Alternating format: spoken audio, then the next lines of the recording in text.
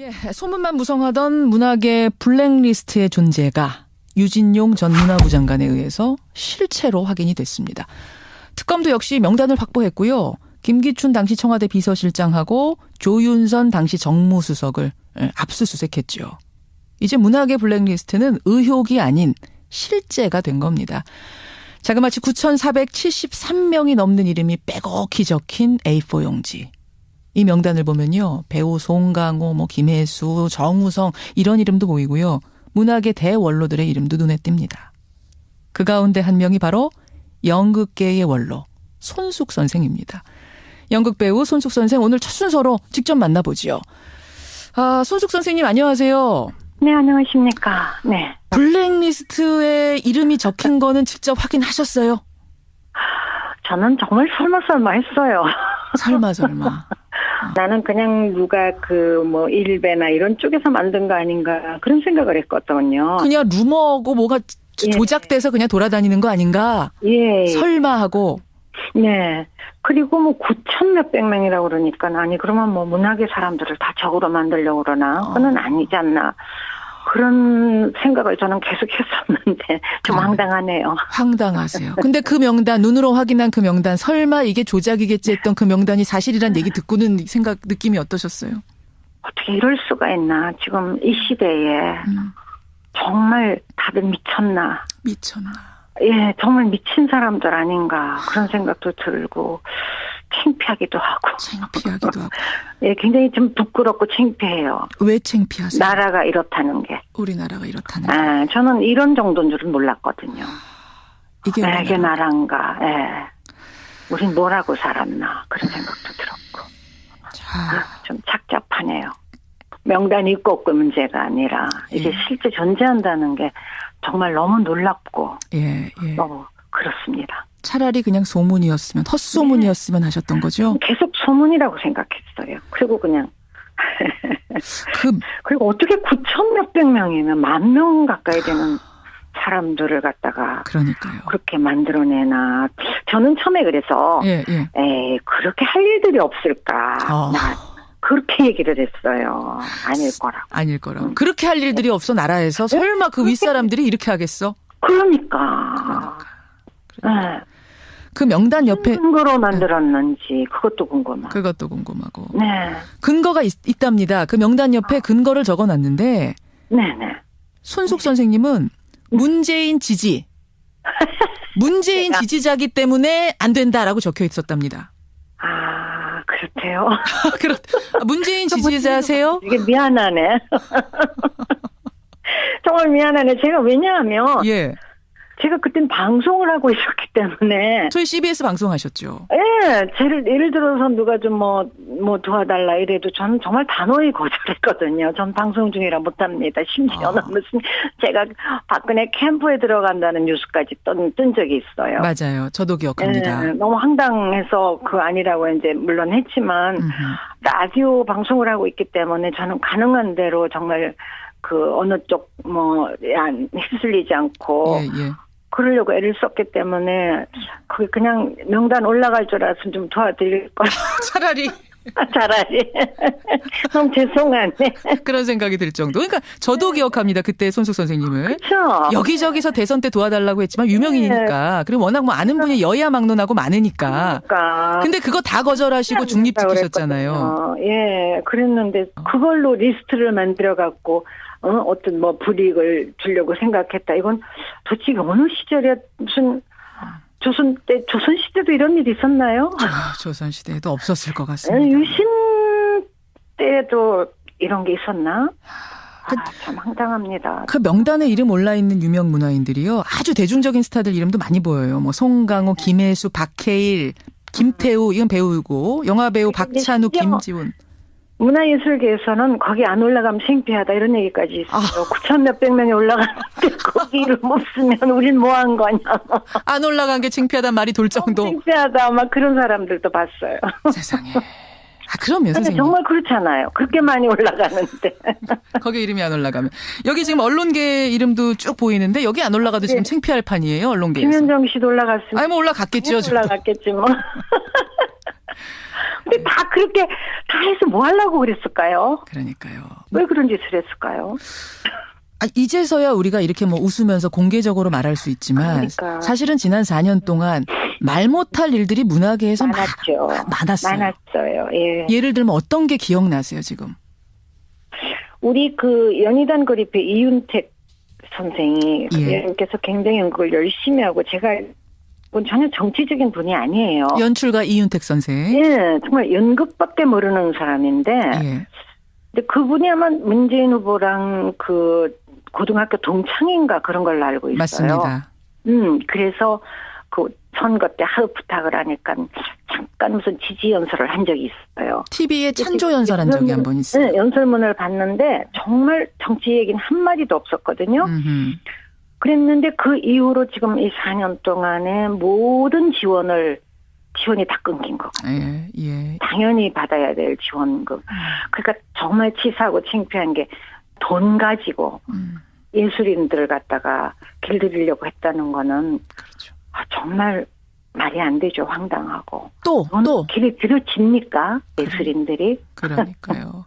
저는 지금 생각하니까 제가 무슨 그 국립극단 그 재단 이사장을 좀 해달라는 연락을 받았어요. 국립극단 이사장. 극단. 근데 저는 제가 국립극단 단원으로 있었기도 했고 굉장히 애정이 많기 때문에. 예. 근데 그게 무슨 특별한 일을 하는 게 아니고 그냥 뭐 1년에 몇 번 이사회 수집하고 예. 무슨 비상근에 전혀 그건 뭐 권리라고 할 수도 없는 건데 그러자고. 근데 연락이 없더라고요. 한 달인가 지났더니 예. 죄송하다고. 그러니까 이제 아마 위에 가서 잘린 모양이에요. 국립극단 이사장 후보로 손숙 씨가 어떻게 했느냐 올렸는데 위에서 잘렸어요. 예, 아마 그런 것 같아요. 그러니까 이제 그쪽에서 나한테 말을 못하고 미안하니까. 그래서 저는 그건 별거 아니거든요. 그래서 그냥 됐어. 난 내가 막 국민의 정부 시절에 그런 일이 있었기 때문에 뭐 마음에 안 드나 보지. 그냥 걱정하지 말어. 그러고 말았어요. 예. 그런 일이 한두 번 더 있었어요. 어딘가에. 그래서 저는 그냥 웃고 말았어요. 왜냐하면 나는 그런 데 관심도 없고 꼭 내가 해야 할 일도 아니고 그냥 부탁을 하니까 그래 뭐 알았어 이런 건데 근데 그 이 인사를 하는 걸 보면 정말 인사를 이상하게 한다는 생각은 좀 많이 했죠. 문학의 인사, 그러니까 정부에서 인사하는 걸 보면은 왜 저 사람이 저기가 있을까 싶은. 예, 정말 터무니없는 그런 일들이 좀 있었어요. 무슨 예술 단체 누가 갔다. 그런데 정말 터무니없는 초기부터 그런 일들이 좀 있었어요. 근데 그냥 저는 그것도 어느 정권이나 또 자기네들 좋아하는 사람이 있으니까 그럴 수도 있겠지. 그런 생각을 좀 했죠. 아니 선생님 근데 저 국립극단 이사장 추천됐다가 위에서 안 됐고 거절당하고 이런 게 한두 번이면은 그냥 우연이겠지 하지만 계속 이것들이 반복되면 이건 우연이 아니라 뭔가 의도가 있구나라는 생각을 하시게 된 거죠. 있죠. 그럼요. 저는 그냥 눈치는 채고 있었어요. 근데 뭐 나는 이 정부에서 내가 무슨 혜택 받을 게 없으니까. 그냥 웃고 말았죠. 근데 이제 젊은 친구들이 가끔씩 그런 얘기를 해요. 뭐라고요? 좀 지원금을 없다. 또 누가 그런 식으로 일을 못하게 한다. 계속 그런 얘기가 들리더라고요. 계속해서 일을 못하게 한다. 뭐 좀 해보려고 그러는데 왜 막히는지 선생님 알 수가 없어요. 이런 얘기들. 그러니까 젊은 친구들한테 너무 미안해요. 저는 선배로서. 그럼 손 선생님 정부나 정치권에 아는 분도 많으시니까 좀 문화부나 여권 인사들한테 항의 좀 해보지 그러셨어요. 저는 항의해서 될 일도 아닌 것 같았고 빨리 그냥 뭐가 또 끝나야 되는 거 아닌가 그런 생각만 하고 있었는데 이 정도인 줄은 정말 몰랐어요. 이 정도인 줄은 몰랐고. 몇 사람이 그냥 불이익을 좀 당하고 있구나. 그런 거는 이렇게 사람 만나고 감지는 하고 있었지만 그래도 저는 막 명단이 있다 그러길래 설마 그랬죠. 진짜 그거는. 유진용 전 문화부 장관은 이렇게 고백을 하더군요. 네. 박근혜 정부 처음부터 이랬던 건 아니다. 대선이 끝나자마자 박근혜 당선인이 직접 전화를 했대요. 그래서 젊은 문화예술인들 중에 나를 지원한 사람이 몇 명이 되느냐 묻더랍니다. 네. 그래서 유진용 전 장관이 아마 거의 없을 겁니다. 이렇게 답을 했더니 그 사람들을 포용하고 가달라라고 하면서 장관을 해달라 이렇게 제안을 했답니다. 예. 그리고 허태열 초대 청와대 비서실장 때까지는 아무 문제가 없었는데 네네. 김기춘 비서실장으로 바뀌면서부터 모든 게 바뀌었답니다. 근데 그분은 무슨 생각으로 그랬을까요? 정말. 제가 지금 그걸 여쭈려고 했어요. 왜 유독 김기춘 실장은 문화계를 관리해야겠다는 생각을 했던 걸까요? 문화계뿐만 아니라 문화계 언론계를 관리해서 꼼짝 못하게 해야 아마 된다고 생각해. 굉장히 유신시대 분이죠, 그분이. 유신의 생각. 그 생각이 아닐까. 그런 생각이 드네요. 그렇지 않으면 그럴 수가 없는 건데. 정권 유지의 도구가 돼야 된다는 생각, 문화를. 그렇죠. 그런 생각이 아니면 그렇게 할 수가 없죠. 지금 이 시대에 문화예술인들을 자기네가 명단해서 한다고 그게 장악이 된다고 생각하는 것 자체가 예. 정치하는 사람들 정신 차려야 돼요. 문화가 눌러지나요? 더 커지지? 더 커지죠. 그럼요. 아니 저는 여쭙고 싶은 게 예. 이렇게 수치스러운 모욕스러운 일을 당하고 이거 문화인들이 김기춘 실장한테 제대로 사과 받으셔야 되는 거 아닙니까? 받아야죠. 그 지금들 아마 우리 젊은 친구들이 많이 움직이고 있다고 생각해요. 공식 사과. 청문회에서 계속 모른다 하는 거 보면서 어떠셨어요? 당신 참 바보 같은 사람이다 그렇게 얘기하고 싶어. 만나면 어떻게 언제 어느 시대 정치를 하려고 생각을 했냐고. 아유 참 이게 이 어지러운 상황, 엉망진창이 된 문화계를 다시 일으켜 세워 주셔야 되는 책임감이 있다는 거 잊지 마시고요, 선생님. 문화계는 일어납니다. 걱정하지 마세요. 예, 그럼요. 우리 문화가 새해에는 다시 날개 펴고 훨훨 날 수 있기를. 많이 도와주십시오. 예. 늘 응원합니다. 예. 건강하시고요, 선생님. 고맙습니다. 고맙습니다. 예. 예, 블랙리스트에 이름을 올린 분입니다. 연극계의 대부, 연극계의 원로 손숙 선생님이었습니다. 난 정말 설마 했어요. 설마. 나는 그냥 누가 일베나 이런 쪽에서 만든 거 아닌가 그런 생각을 했거든요. 그냥 루머고 뭐가 조작돼서 그냥 돌아다니는 거 아닌가? 예. 설마 하고. 네. 그리고 9천 몇백 명이라고 그러니까 아니 그러면 문화계 사람들을 다 적으로 만들려고 그러나 그건 아니지 않나. 그런 생각을 저는 계속 했었는데 좀 황당하네요. 황당하세요. 근데 그 명단, 눈으로 확인한 그 명단, 설마 이게 조작이겠지 했던 그 명단이 사실이란 얘기 듣고는 느낌이 어떠셨어요? 어떻게 이럴 수가 있나. 지금 이 시대에 정말 다들 미쳤나. 예, 정말 미친 사람들 아닌가 그런 생각도 들고 창피하기도 하고. 예, 굉장히 좀 부끄럽고 창피해요. 왜 창피하세요? 나라가 이렇다는 게. 우리나라가 이렇다. 예, 소문만 무성하던 문학의 블랙리스트의 존재가 유진용 전 문화부 장관에 의해서 실체로 확인이 됐습니다. 특검도 역시 명단을 확보했고요. 김기춘 당시 청와대 비서실장하고 조윤선 당시 정무수석을 압수수색했죠. 이제 문학의 블랙리스트는 의혹이 아닌 실제가 된 겁니다. 자그마치 9,473명이 넘는 이름이 빼곡히 적힌 A4 용지. 이 명단을 보면요. 배우 송강호, 김혜수, 정우성 이런 이름도 보이고요. 문학의 대원로들의 이름도 눈에 띕니다. 그 가운데 한 명이 바로 연극계의 원로 손숙 선생입니다. 연극 배우 손숙 선생 오늘 첫 순서로 직접 만나보지요. 손숙 선생님 안녕하세요. 네, 안녕하십니까. 네. 블랙리스트에 이름이 적힌 거는 직접 확인하셨어요?